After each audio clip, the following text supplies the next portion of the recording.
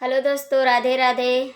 जय श्री कृष्णा। मैं आरती शुक्ला आप सभी के बीच एक नाच गई लेकिन आप लोग को जैसा लगे कमेंट करके ज़रूर बताना और चैनल को लाइक सब्सक्राइब जरूर करना प्लीज़। दोस्तों कमेंट में बताना मेरा गाना कैसा है। अब की छोड़ के जइहा जो सहरवाए बलाम जी, अब की छोड़ के जइहा जो सहरवाए बलाम जी, हमरा के पठा दानई हरवाए बलाम जी, हमरा के पठा दानई हरवाए बलाम जी।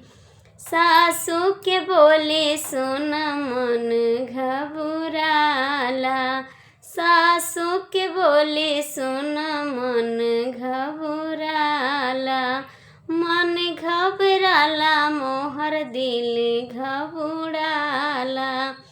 सासू के बोले सुन मन घबराला, मन घबराला हमर दिल घबराला।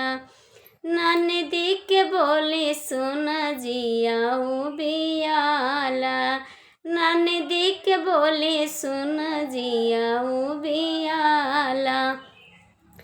जब जब सतावेला देवरवाए बलाम जी, जब जब सतावेला देवरवाए बलाम जी, हमरा के पठा दानई हरवाए बलाम जी, हमरा के पठा दानई हरवाए बलाम जी।